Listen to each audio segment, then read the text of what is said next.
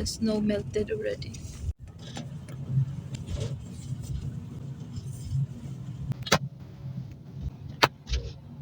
Hi guys! Nakauwi na kami galing sa grocery. Gusto ko lang i-share sa inyo kung magkano yung ginagastos namin weekly. Yung mga binili namin ngayon ay puro kailanganin lang sa bahay. Walang karne. May kunting gulay, so itlog, yogurt para sa mga bata. Bumili pala ako nitong sweet corn and black bread ni Papa. Dishwashing liquid bread. Kasi yung isa para sa lola. Yung isa para sa amin. Spend kami ng 4,296. Pero mga fruits, mga ganyan lang din naman. Bananas, apples, oranges, milk. Bumili si Alex ng tsaa. Kasi paubos na yung tsaa. Ba't marami pa siyang tsaa din mo? Wala na pala. Oil. Oats. Yogurt. Yogurt na plain yogurt nang para sa akin. Sa mga bata, meron naman. Si Alex, wala. Milk. Flour. Hindi pa kasama karne dito. Namumroblema na naman ako, guys, kung anong lutuin ko ngayong araw.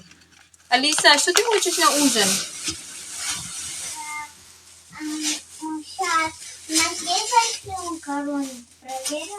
Mas masarap ang brinzo. Bibili kami ng karne sa Wednesday. Bibili din kami ng mga gulay. Wala din kami mga snacks dito. Yung ano lang, mga yogurt, fruits lang, ganyan lang. Нет, я сказала, нету фарш. Kasi nanood kami ng Kung Fu Panda. At tuwing manonood kami ng kahit anong mga characters, guys, ginagaya ni Alisa. Kakaloka tong bata. Помоги мне. Убирай молоко. Убуши.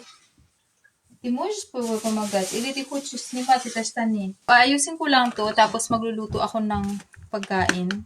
Hindi ko din alam, guys, kasi tuwing gabi naman parang wala nang kagana-ganang kumain din kapag gabi na.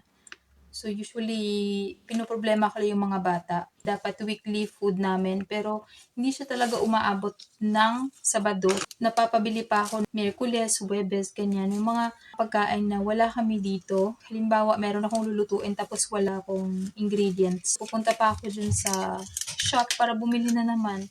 Nadadagdagan yung mga gagastusin.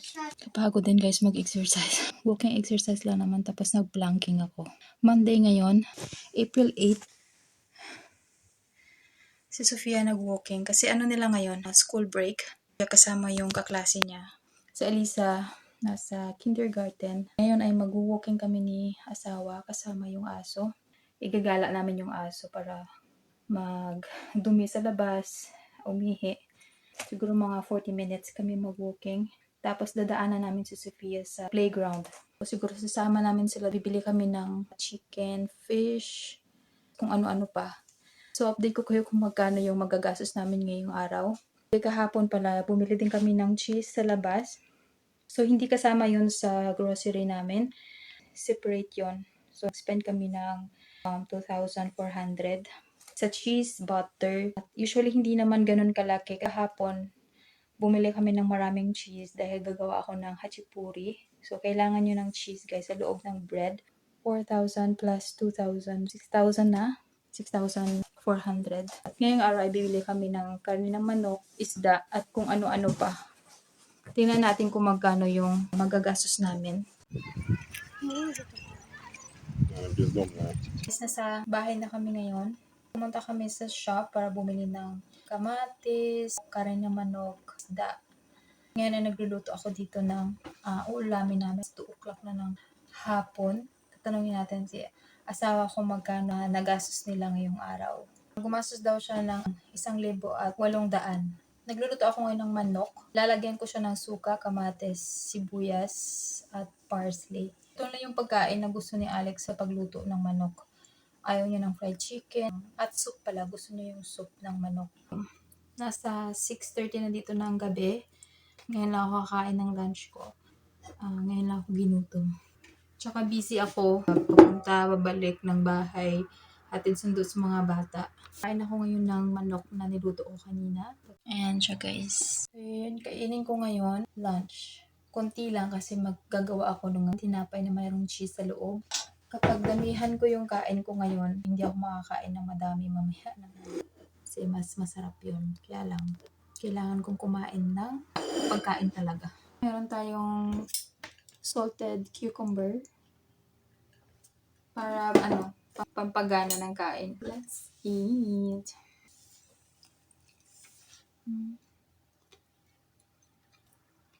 Nawawala yung langsa ng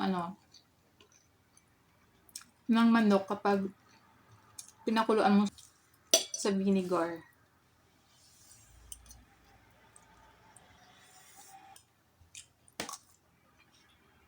Kararating lang namin ni Alisa galing sa balay niya. Warm na rin sa labas, tapos wala na rin snow. Nag-melt na kasi laging umuulan dito. Mabilis lang natunaw yung snow.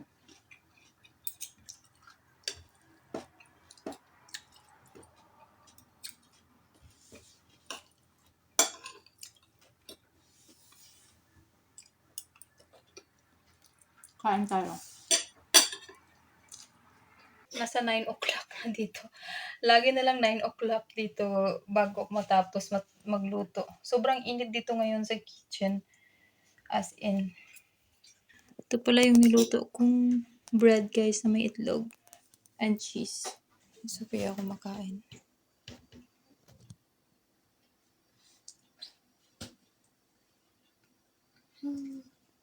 Webes na pala ngayong araw guys. Hindi ako nakapag-vlog kahapon kasi nga hindi kami natuloy. Tuesday ng gabi, nagkasakit si Sofia biglaan yung sakit niya. Nagsusuka siya tapos sumasakit yung tiyan niya. Kasi buong gabi hindi talaga ako nakatulog. Kailangan kong hagurin yung likod niya kasi nga suka siya ng suka. Yung plan kasi, Miyerkules meron siyang ballet rehearsal kung saan kami bumibili ng karne. Plano namin na isahang lakad na lang sana. Dahil nagkasakit siya, hindi siya natuloy. At hindi na rin kami natuloy. Nasa 20 minutes by car. Hindi naman ganun kalayo, di ba? Ang nai-spend lang naman namin ay mga around 2,000 lang din naman or 2,000 kalahati. Depende kasi yung kung ilan yung bibilihin ni asawa. Pero usually mga ganun. So, sa isang linggo, ito yung magagastos namin. Bye guys. Thank you so much for watching.